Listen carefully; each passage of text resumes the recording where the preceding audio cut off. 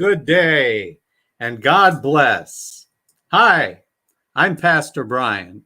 I'm a creator's kid, and you are too. Welcome to the Monday night class here on Unalienable. Tonight I'm going to start something that I've been thinking about doing for quite a while.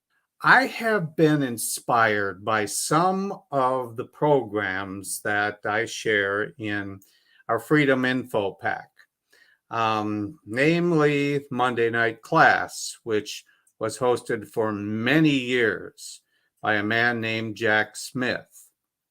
He was an inspiration to hundreds, really thousands of people in the freedom movement in this country for a long time, really since the 1990s. And he was having almost weekly programs all the way through 2019, or most of the way through 2019, when we lost him from a stroke.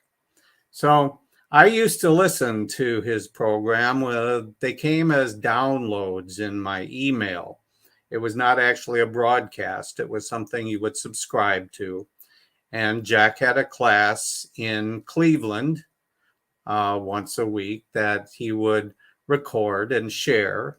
And there was on all types of different topics, from equity to different types of law, to all kinds of freedom movement topics. And he would find documents and read them, help us understand some of the history of our country that we hadn't heard.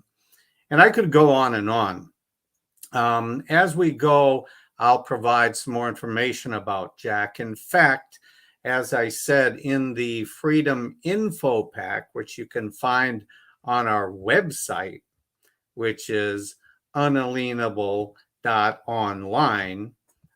there are many of his original programs, MP3s, that you can download and listen to. So I'm sharing that. Again, if you go to the website there, unalienable.online, and go to the page Freedom Info Pack. Right here's our website again, unalienable.online. You can look at all the different things we have here, but I'm talking about this Freedom Info Pack, which I have mentioned several times recently. I'm extending the Christmas special. We need a little Christmas right this very moment, all year long, every day, don't we? But basically, I have been asking $69.95 donation for all these freedom files. But now, just donate anything. I want to share this information. Jack Smith's Monday night class downloads are a part of this, at least the ones that I received from about 2017 through 2019. Okay, so it's not a whole lot of them. I'm hoping to get a lot more of them, but that's just a iffy situation. So if I do, I will go ahead and share. So anyway, I decided that I was going to start a Monday night class here on Unalienable in honor of Jack, and for all of us to start hearing and learning some things together. So tonight I'm just going to start this very simply. We're going to read through the Declaration of Independence, one of the basic founding documents of our country. But before we do, I'm going to read a disclaimer. And this is part of the disclaimer that Jack Smith always read on his Monday night class. And so I've just adapted it a little bit for us here on our Unalienable Monday night class. The Monday night class is a forum for the private exchange of ideas and concepts between the providers and the recipients. The content is not meant as legal advice. I am not an expert.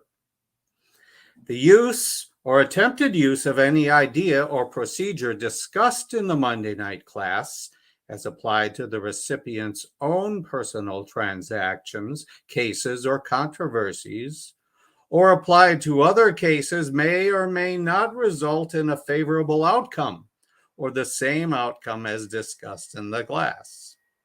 Each transaction, case, or controversy may be different as a result of unique actions or unique statements made by the parties therein. Each different act or statement in any transaction affects or may affect whether any procedure or idea discussed in the class is relevant to your transaction, or that the outcome thereof will be as depicted here in the Monday night class. The discussion of ideas or procedures in the class is not exhaustive of the subject being discussed in any one class.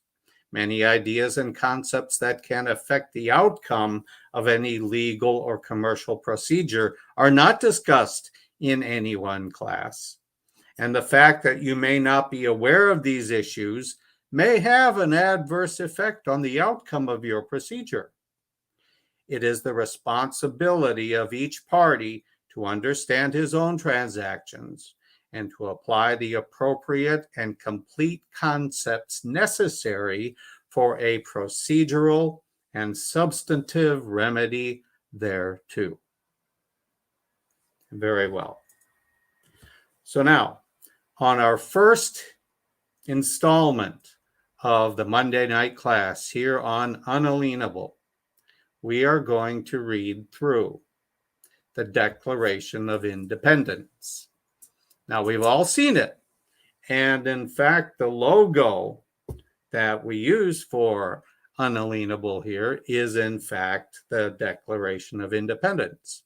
Many or most of us have probably read through it at least once, but it seems like we only look at or hear the very beginning part of it. It's not really long, but I feel it's very important for us to learn and to begin to practice reading, really reading. Most people these days just don't read very much. And so I'm going to start doing that with documents and things that I have and that I've found, both to help us learn some things, but also to help us get in the practice of reading. Okay, so I'm going to bring up the document, or at least a copy of the text, and we're going to read through it together. All right, the Declaration of Independence. Okay, here's a readable copy. It's online. And as I said, we're going to read through it together. Now, the Declaration of Independence itself really was establishing a trust, saying that we, or these colonies, are a new nation. And it will be obvious and apparent as we read through it. So I'm not going to talk anymore, other than I'm going to read, okay? So together, let us read the Declaration of Independence from July 4th, 1776. The unanimous declaration of the 13 United States of America.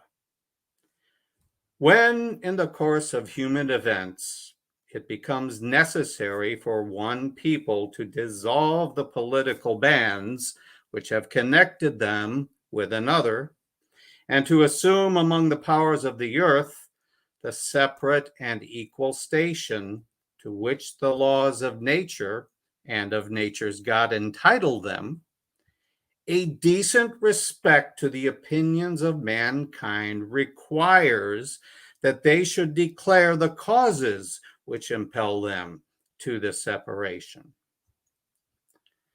We hold these truths to be self-evident, that all men are created equal, that they are endowed by their Creator with certain unalienable rights, that among these are life, liberty, and the pursuit of happiness. That to secure these rights, governments are instituted among men, deriving their just powers from the consent of the governed. That whenever any form of government becomes destructive of these ends, it is the right of the people to alter or to abolish it, and to institute new government, laying its foundation on such principles and organizing its powers in such form as to them shall seem most likely to affect their safety and happiness. Prudence, indeed, will dictate that governments long established should not be changed for light and transient causes, and accordingly, all experience hath shown that mankind are more disposed to suffer, while evils are sufferable, than to right themselves by abolishing the forms to which they are accustomed. But when a long train of abuses and usurpations, pursuing invariably the same object, evinces a design to reduce them under absolute despotism, it is their right, it is their duty to throw off such government and to provide new guards for their future security. Such has been the patient sufferance of these colonies, and such is now the necessity which constrains them to alter their former systems of government. The history of the present King of Great Britain is a history of repeated injuries and usurpations, all having in direct object the establishment of an absolute tyranny over these states. To prove this, let facts be submitted to a candid world. He has refused his assent to laws, the most wholesome and necessary for the public good.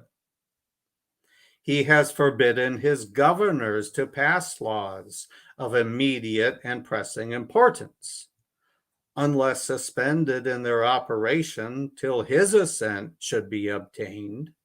And when so suspended, he has utterly neglected to attend to them. He has refused to pass other laws for the accommodation of large districts of people, unless those people would relinquish the right of representation in the legislature, a right inestimable to them and formidable to tyrants only. He has called together legislative bodies at places unusual, uncomfortable, and distant from the depository of their public records, for the sole purpose of fatiguing them into compliance with his measures. He has dissolved representative houses repeatedly for opposing with manly firmness his invasions on the rights of the people. He has refused for a long time, after such disillusions, to cause others to be elected, whereby the legislative powers, incapable of annihilation, have returned to the people at large for their exercise, the state remaining in the meantime exposed to all the dangers of invasion from without and convulsions within. He has endeavored to prevent the population of these states, for that purpose obstructing the laws for naturalization of foreigners, refusing to pass others to encourage their migrations hither, and raising the conditions of new appropriations of lands. He has obstructed the administration of justice by refusing his assent to laws for establishing judiciary powers. He has erected a multitude of new offices and sent hither swarms of officers to harass our people and eat out their substance. He has kept among us, in times of peace, standing armies without the consent of our legislatures. He has affected to render the military independent of and superior to the civil power. He has combined with others to subject us to a jurisdiction foreign to our Constitution and unacknowledged by our laws, giving his assent to their acts of pretended legislation, for quartering large bodies of armed troops against us, for protecting them by a mock trial from punishment for any murders which they should commit on the inhabitants of these states, for cutting off our trade with all parts of the world, for imposing taxes on us without our consent, for depriving us, in many cases, of the benefits of trial by jury, for transporting us beyond seas to be tried for pretended offenses, for abolishing the free system of English laws in a neighboring province, establishing therein an arbitrary government, and enlarging its boundaries so as to render it at once an example and fit instrument for introducing the same absolute rule into these colonies, for taking away our charters, abolishing our most valuable laws, and altering fundamentally the forms of our governments, for suspending our own legislatures and declaring themselves invested with power to legislate for us in all cases whatsoever. He has abdicated government here by declaring us out of his protection and waging war against us. He has plundered our seas, ravaged our coasts, burnt our towns, and destroyed the lives of our people. He is at this time transporting large armies of foreign mercenaries to complete the works of death, desolation, and tyranny, already begun with circumstances of cruel and perfidy, scarcely paralleled in the most barbarous ages, and totally unworthy the head of a civilized nation. He has constrained our fellow citizens taken captive on the high seas to bear arms against their country, to become the executioners of their friends and brethren, or to fall themselves by their hands.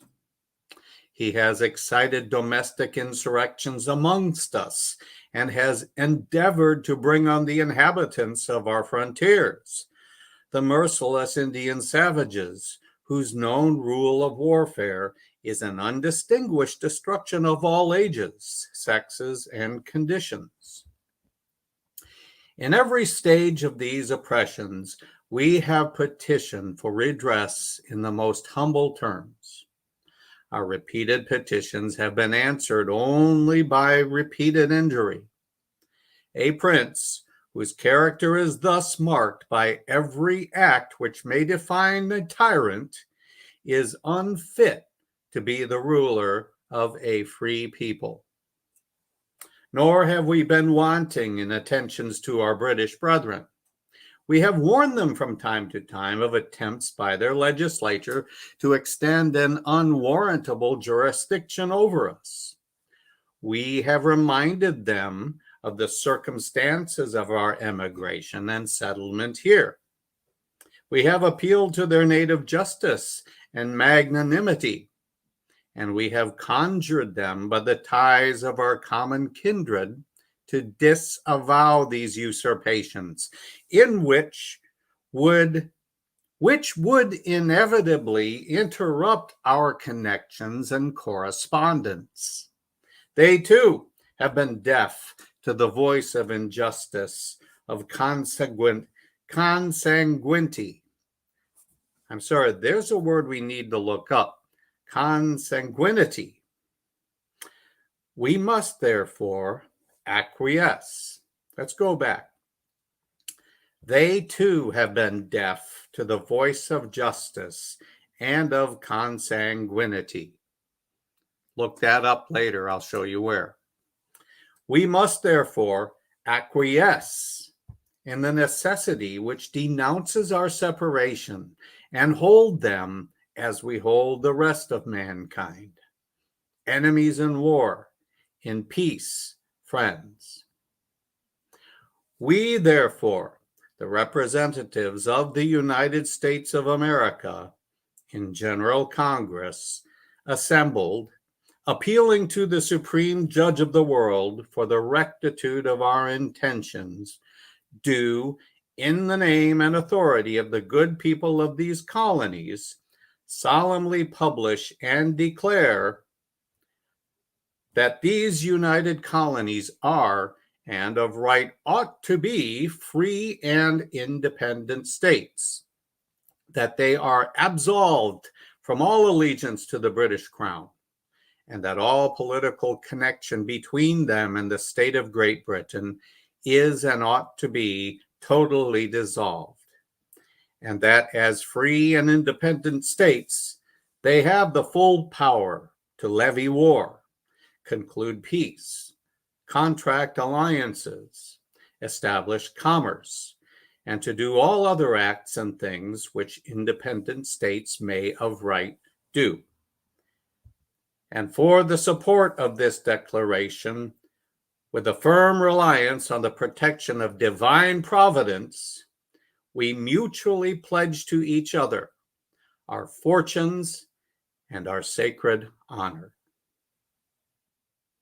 John Hancock was the first and only signer of this declaration on July 4th, 1776. The rest did not sign it till weeks later, I believe first week of August. They all basically signed their death warrant through this declaration.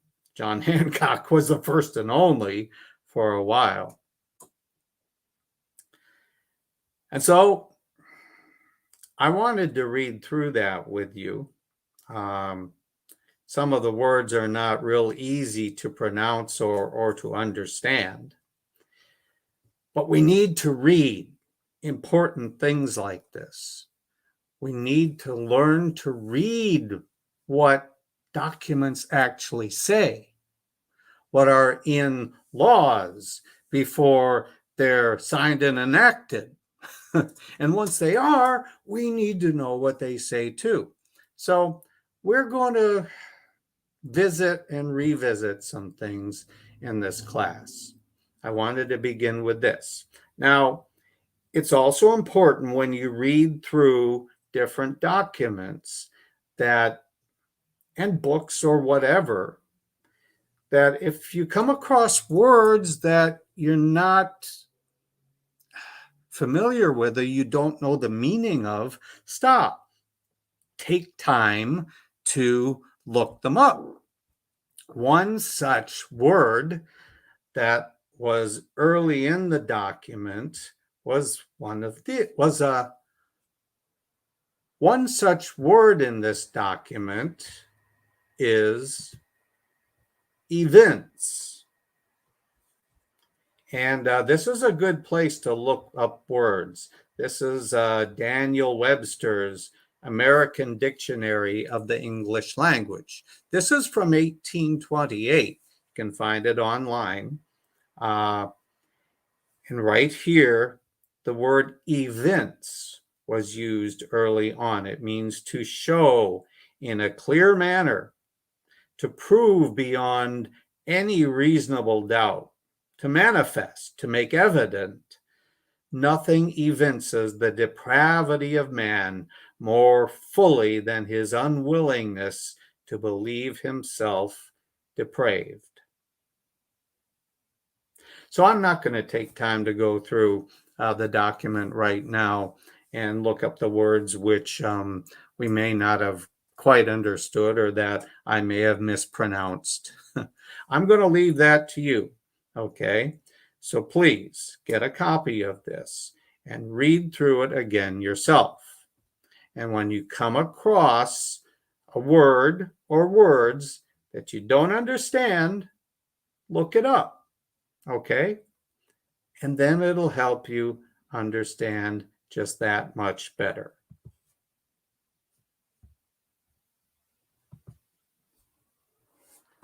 So that's it for tonight for our first installment of Unalienables Monday night class in honor of Mr. Jack Smith. Again, I'll share some more information about him later, and you can get some of the recordings of his Monday night class downloads in our Freedom Info Pack files. So that's it for tonight.